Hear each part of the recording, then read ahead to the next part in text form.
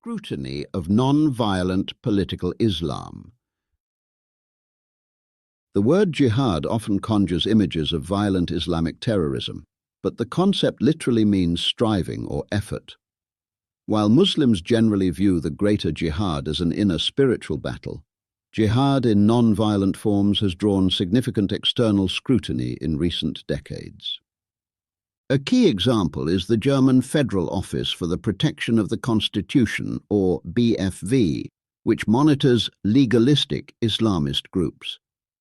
These agencies worry that even non-violent groups pose a long-term threat to social cohesion and democratic value. Governments themselves have commissioned high-level investigations into specific groups.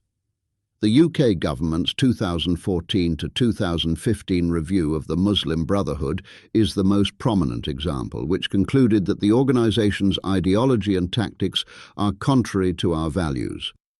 Reports from security analysts and think tanks further argue that these non-violent institutional efforts are a calculated strategy to subvert liberal democracy from within. From a geopolitical and cultural perspective, these non-military efforts are viewed by some analysts as a long-term strategy of socio-political transformation.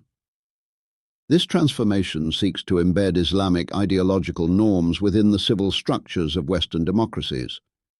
These are the faces of what analysts call civilizational jihad. Analysts scrutinize how democratic freedoms are leveraged by political Islam. The strategies concerned are rooted in an ideological vision that views Islam as a comprehensive system for the whole of life: politics, law, economics, and culture. The goal, known within certain groups as tamkeen, empowerment or settlement, is a gradual, multi-generational project. It aims for a bottom-up Islamization of society, working within the framework of Western freedoms to achieve a long-term ideological dominance. For Western audiences, this dual strategy can be understood through two critical parallels. Settlement, tamkeen, refers to the sustained effort to build an autonomous, enduring infrastructure, schools, charities, and community centers within the host society. This creates a deeply rooted foundation, not just a temporary presence. The resulting ideological dominance is what analysts view as colonization. The fear is not military conquest, but the gradual, systematic subversion of Western constitutional and liberal values by replacing them with a comprehensive Islamic system. In essence, the democratic state's own laws and freedoms are used as tools to achieve this long-term ideological control. The controversial term civilizational jihad is primarily used by analysts of Islamist movements. It is substantiated not by a single source, but by a body of internal and foundational documents. Most prominent is the 1991 Muslim Brotherhood Memorandum from the US, which discussed the need to eliminate and destroy Western civilization from within. This explicit statement of strategic intent, however, is supported by a deeper ideological framework, including the foundational writings of Hassan al-Banna and Sayyid Qutb, which mandate a comprehensive Islamic system for the whole of life. The collective body of these sources detailing the strategic intent was revealed during the 2008 Holy Land Foundation trial and the core 1991 court document. This document was authored by Mohammed Akram, a key figure in the Brotherhood's network in North America. While analysts argue it was a sanctioned policy flowing from the organization's executive leadership, the Maktab al-Irshad, Islamic defenders contend it was merely an unauthorized operational note. The controversy specifically revolves around the lack of public evidence confirming formal approval by the Brotherhood's consultative Shura Council, though analysts maintain it is fully aligned with the movement's high-level strategy. Regardless of its exact internal approval status, the memorandum's explicit call for the elimination and destruction of Western civilization from within has permanently fixed the term civilizational jihad in political and security discourse, describing four key non-violent areas of jihad. These areas show how groups that adhere to a comprehensive political Islam seek to influence policy and culture without resorting to violence.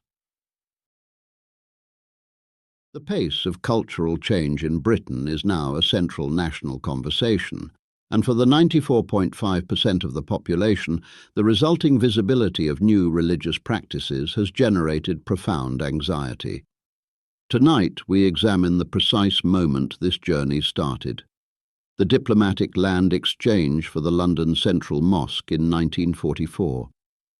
This act by King George VI was originally routine statecraft, a necessary reciprocal exchange to honour wartime loyalty.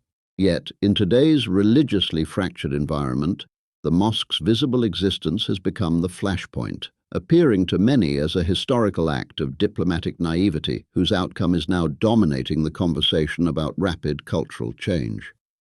In this address, the King steps forward to confront this legacy, offering a deeply personal and upbeat justification for his commitment to interfaith dialogue, seeking to redirect public focus back to the original, benign intent of the Crown's oldest relationship with British Islam.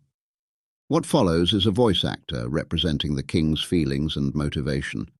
I want to discuss the history that ties the Crown to the British Muslim community, and it's a history that began long before my time.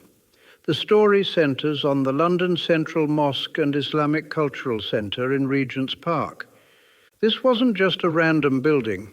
Its foundation was a powerful royal gesture, started by my grandfather, King George VI. During the dark days of the Second World War in 1944, the Crown recognised the immense loyalty of our Muslim subjects across the empire by donating the land for this sacred place. It was a diplomatic act, a reciprocal one in fact, given in exchange for a site in Cairo where an Anglican cathedral was to be built. It established a foothold for Islam right at the heart of our capital. The stunning golden-domed mosque complex finally opened its doors in 1977. My connection, however, grew from a deep personal interest extending far beyond simple royal duty. For decades, I've worked to foster understanding. In 1993, I gave a speech where I spoke openly about the great historical and cultural debt the West owes to Islamic civilization, a connection, I believe, that is so much more powerful than what divides us. I also stressed how Islam offers a vital lesson in environmental stewardship, reminding us that we must honor our contract with creation, a wisdom the modern world has often neglected.